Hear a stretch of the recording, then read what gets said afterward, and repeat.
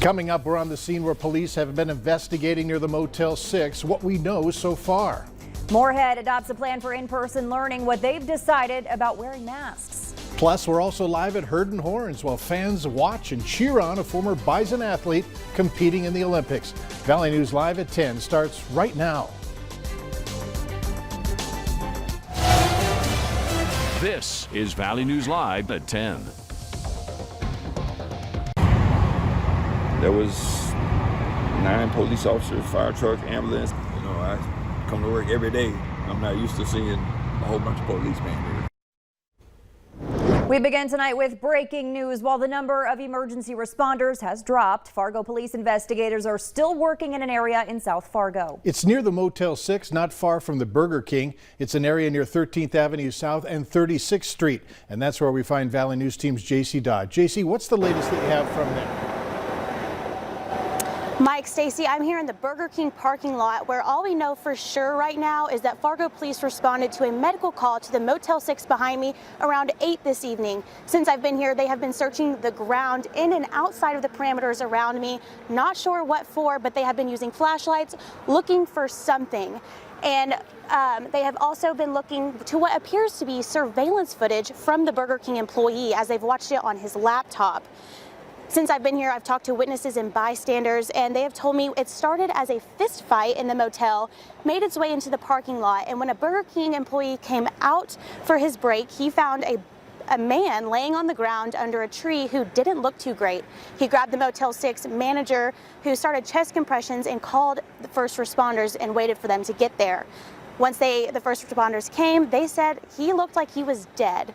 That's all we have now, and again, none of this is confirmed yet by Fargo police. Live in Fargo, JC Dodd, Valley News Live. All right, thanks, JC. We'll continue to update you through the newscast and on our website at valleynewslive.com. By the end of this month, area schools will be back in action. Tonight in Moorhead, a return to in-person learning plan was approved. This plan calls for in-person learning 5 days a week with a normal school day and class schedule. A limited online learning experience will also be offered. The plan covers areas to ensure a safe educational environment. District leaders had a tough time deciding whether students and staff should wear masks. There are plenty of opinions to go around on the matter. The only way that we can stay in school for the whole year is to wear our masks. I hate going to school every day because it stressed me out. All I could think about was who's going to get mad at me today for not wearing my mask right. At one point, those against masks started to chant. Freedom, freedom, freedom. We can, ma'am, if you continue with that, I'll ask you to leave. We still have work to get done. What Moorhead is wrestling with is shared by districts all across the valley. West Fargo and Fargo currently say masks will be optional, but West Fargo is also seeking public input on the matter. For Moorhead, the narrow 4-3 vote indicates how difficult a decision it was. As it stands now, in accordance with state guidance, masks will be recommended, but not required indoors at schools. Like most districts, Moorhead is taking additional steps to keep the doors open and kids in school. As far as a quarantine goes, students, teachers, or staff who are fully vaccinated will not be required to do so if in close contact with a positive case. But if a student is not vaccinated, they'll be required to quarantine for 7 days, with a negative test after 5 days. If a family chooses not to test, they will have to quarantine the full 10 days. The close contact rules also changed. Students who choose to wear a mask while at school can be within 3 feet of other students without being considered close contact. Now, we've posted Moorhead's plan on our website. To see it, go to valleynewslive.com and click on this story. Meanwhile, in Fargo, Mayor Tim Mahoney says he's not planning to implement another mask mandate. He says Fargo did see a jump from 20 to 80 COVID cases last weekend, but he added that it would take cases upwards of 200 or more for him to consider another mandate. The Biden administration is creating a plan that mandates vaccinations for nearly all foreign visitors to the U.S. The White House nearly started to remove some of those restrictions earlier this year, but the Delta variant has them changing course. According to the CDC, the variant is now responsible for more than 90% of cases in the U.S. More than a dozen House Democrats want their colleagues to get vaccinated or receive regular COVID testing. 19 Democratic lawmakers sent a letter to the attending physician of Congress asking for a vaccine requirement or biweekly testing. All of the Democrats in Congress have been vaccinated. 97 House Republicans have not confirmed whether they've received a vaccine. Some rain, certainly not enough, but at this point we'll take whatever we can get and continue to hope for more. Let's get the very latest on what's going on out there from Hutch. Hutch?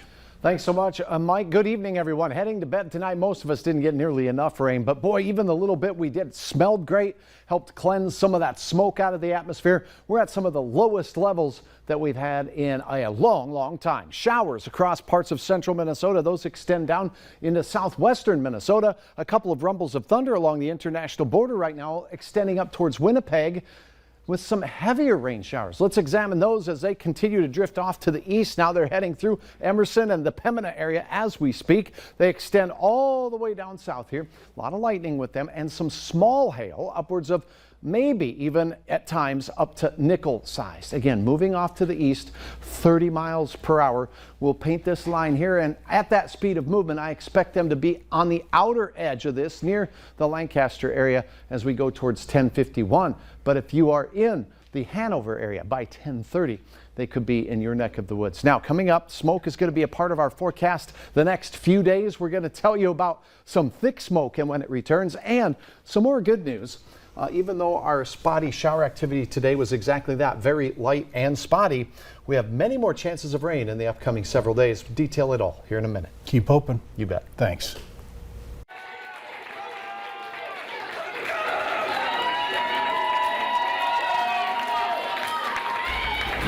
Happening right now, North Dakota State NCAA champion Peyton Otterdahl is back at work tonight in Tokyo, competing in the men's shot put final. Valley News Team Sports Director Beth Houle is with fans in Fargo as they cheer the thrower on to gold. She joins us live from Herd & Horns in North Fargo. Beth?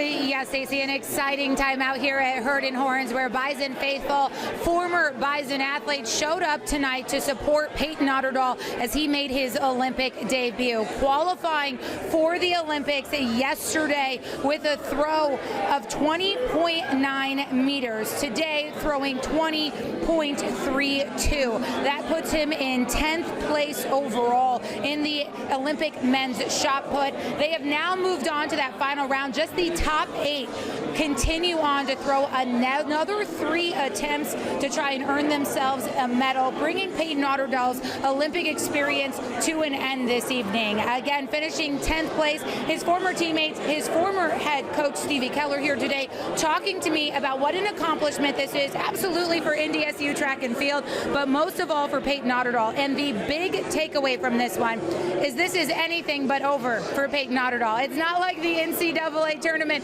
where you only have so many years to compete. They fully expect that Peyton Otterdahl will be back competing again for Team USA.